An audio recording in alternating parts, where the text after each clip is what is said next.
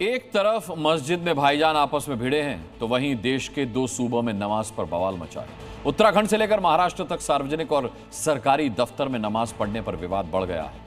कहीं निजी जमीन पर नमाज पढ़ने पर मुस्लिम शख्स की पिटाई कर दी गई तो कहीं दफ्तर में नमाज पर एफआईआर की मांग हो रही है। इस पूरे मामले पर अब सियासत भी शुरू हो गई है। ये रिपोर्ट देखिए।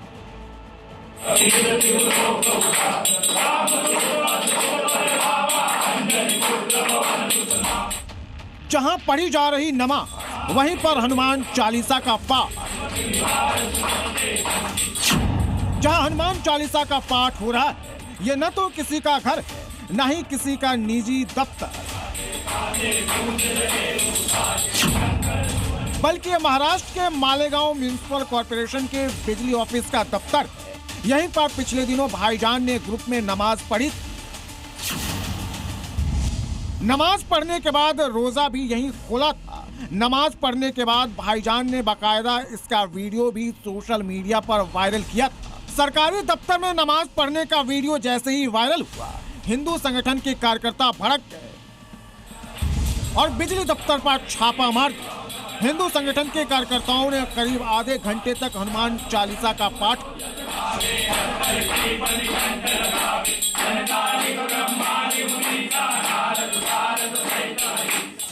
सवाल यह है कि बिजली दफ्तर के अंदर नमाज के पीछे का मकसद क्या है।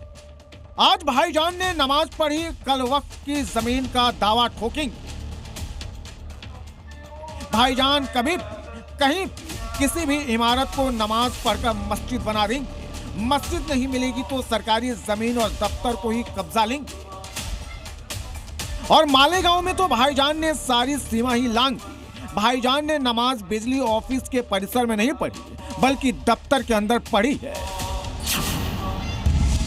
सरकारी जमीन के अंदर नमाज के बाद महाराष्ट्र का सियासी तापमान बढ़ गया है। बीजेपी नेता किरीट सोमैया ने सीएम देवेंद्र फडणवीस को चिट्ठी लिखी है और बिजली दफ्तर के अंदर नमाज पढ़ने की इजाजत देने वाले अधिकारियों पर सख्त एक्शन की मांग की है। 3 बजे हम वहाँ गए लाइट के लिए, हमको बिठा के रखे बोले हम आते मीटिंग में से, और वो आए नहीं। हम लोग उनके इंतजार में बैठे थे। हत्ता के असर की नमाज का टाइम हो गया। वहाँ पर नमाज के टाइम का हम लोग अगर ऐसा नमाज का टाइम था कि अगर हम लोग चले जाते तो वो ऑफिस बंद करके चला जाता था ऑफिसर, तो फिर हमको वो दिन कल के भी दिन लाइट नहीं मिलता था। तो वो बात को मद्देनजर रखते हुए हमने असर की नमाज भी जो लाइट डिपार्टमेंट है उसकी ऑफिस में ही अदा की। इबादत के लिए मस्जिद दरगाह है। मुस्लिम धर्मगुरु भी मानते हैं कि सार्वजनिक जगहों पर ऐसे इबादत की जरूरत नहीं है। संपत्ति सरकार की है तो सरकार की संपत्ति पर सबका हक है।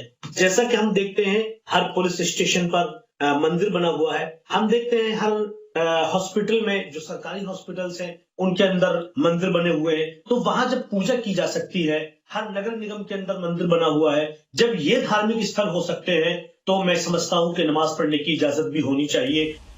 सवाल है कि रमजान में भाईजान इस्लाम की लाइन से अलग चलने की कोशिश क्यों कर रहे हैं।